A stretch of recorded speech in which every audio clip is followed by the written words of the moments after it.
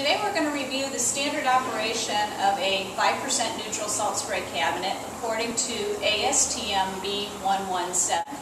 The ASTM B117 specification calls out the operating parameters and the equipment parameters for the cabinet and how those parameters should be monitored and how the cabinet is run.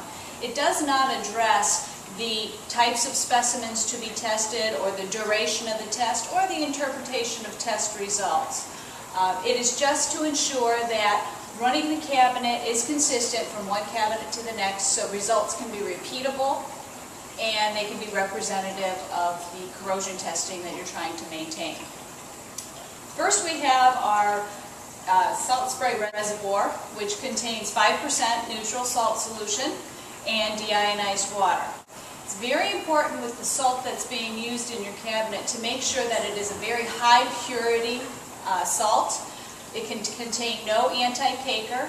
It should have less than 0.3% by weight impurities, less than 0.3 parts per million copper, and less than 0.1% chloride as a general rule.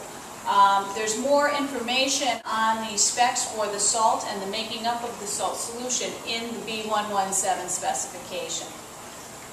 So once we have the salt solution filled in the cabinet, that salt solution is fed into the cabinet and is aspirated over the parts that are being tested. The aspirated solution is drained from the bottom of the cabinet. It is not reused. You'll see a bottom drain later on when we open up the cabinet. The top of the cabinet has a peaked shape to ensure that droplets of salt solution are not dropping directly on the parts that are being tested. That's for drainage. Next we're going to look at the air saturation tower. And what we monitor here with the air saturation tower is two things. We look at the tower temperature and we look at the pressure within the tower. And what this does is it helps us maintain an even fog within the cabinet. Tower temperature today here on our cabinet is 120 degrees. Typically tower temperature runs between 114 and 121 degrees. Spray pressure today is 16 and our pressure range is typically 14 to 18. The tower temperature runs a little hotter than the internal temperature of the cabinet simply because there is a cooling when the salt solution is aspirated. So it has to be a little hotter going in to maintain the internal cabinet temperature, which is typically 95 degrees optimally, but a range of 92 to 97 degrees Fahrenheit is standard. Today our cabinet is running at 96 degrees. So let's take a pause right now so we can open up this cabinet and we'll talk a little bit about collection rates. Collection rates are another test that needs to be run for your salt spray cabinet, and collection rates should be done on a daily basis. What the spec calls out is that you collect both near and far from the aspirator. The aspirator is an acrylic nozzle that's basically located at the bottom of this tube. And the salt solution is delivered out from underneath this cone.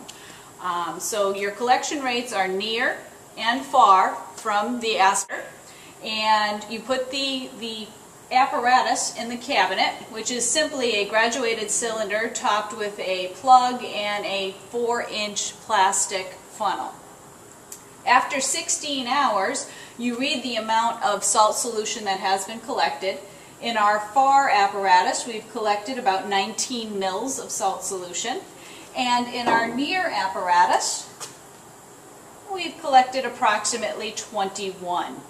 To be in spec, you should be collecting between 1 and 2 mils per hour. So in our case, our cabinet is generating a uniform fog, and that fog is dense enough to give us a consistent 1 to 2 mil per hour collection rate. Now with this solution that we've collected, we also perform two more tests. We check the pH of the collected solution using a standardized pH meter, and the range for the pH should be 6.5 to 7.2. That's to ensure that the salt fog is indeed neutral in pH. The second test that we perform is a check for the concentration of the salt using a hydrometer, and we check the specific gravity. Specific gravity range should be 1.025 to 1.040. If the specific gravity falls within that range, we indeed know that our salt solution is 5% by volume.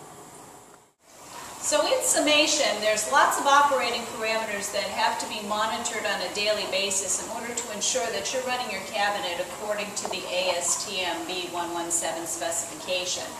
It starts with the purity of your salt solution. You need to monitor the temperature of your tower as well as the internal cabinet temperature, spray pressure, collection rates, pH of the collected salt solution, and the check on the concentration or specific gravity of the collected salt solution. It seems like a lot of work, but this is what we need to do to ensure that if I run a test here in Springfield, Massachusetts, and you run one at your place, we can get very similar results.